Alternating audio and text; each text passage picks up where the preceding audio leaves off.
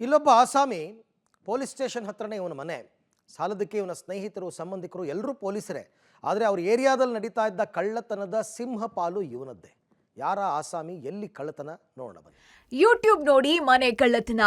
ಪೊಲೀಸರ ಸ್ನೇಹ ಸಂಪಾದಿಸಿ 24 ಕಡೆ ಕಳವು. ಕಾಕಿ ಕೈಯಲ್ಲಿ ಖತರ್ನಾಕ್ ಕಳ್ಳ ಲಾಕ್.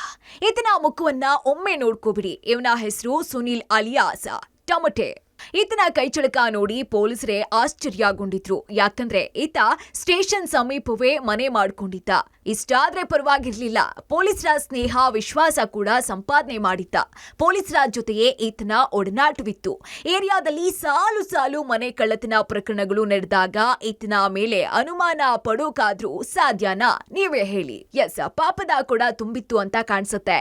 ಬಿಟಿಎಂ ಲೇಔಟ್ನ 2ನೇ ಹಂತದ ಎನ್ಎಸ್ ಪಾಳ್ಯದಲ್ಲಿ ಕಳ್ಳತನ ಮಾಡುವಾಗ ಆರೋಪಿ ರೆಡ್ ಹ್ಯಾಂಡ್ ಆಗಿ ಪೊಲೀಸರ ಕೈಗೆ ಸಿಕ್ಕಿಬಿದ್ದ. ಪೊಲೀಸರ ಕೈಯಲ್ಲಿ ರಾಜ ಮರ್ಯಾದೆ ಪಡ್ಕೊಳ್ತಾ ಇದ್ದೋನು ಅವರಿಂದಾನೆ ಲಾಠಿ ರುಚಿ ನೋಡಿದಾಗ ಎಲ್ಲವನ್ನ ಬಾಯ್ಬಿಟ್ಟಿದ್ದ.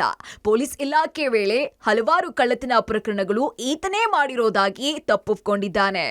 ಎಸ್, ಮೈಕೋ ಲೇಔಟ್ ಪೊಲೀಸ್ ಠಾಣಾ ವ್ಯಾಪ್ತಿಯಲ್ಲಿ ಹಲವಾರು ಕಳ್ಳತನ ಮಾಡಿರುವ ಪ್ರಕರಣಗಳು ಬೆಳಕಿಗೆ ಬಂದಿದ್ದು, ಆರೋಪಿಯನ್ನ ಬಂಧಿಸಿ ಪೊಲೀಸರು ವಿಚಾರಣೆ ನಡೆಸುತ್ತಿದ್ದಾರೆ. Narasimhamurthy, Gavinagamangala, crime bureau, public TV, Bengaluru.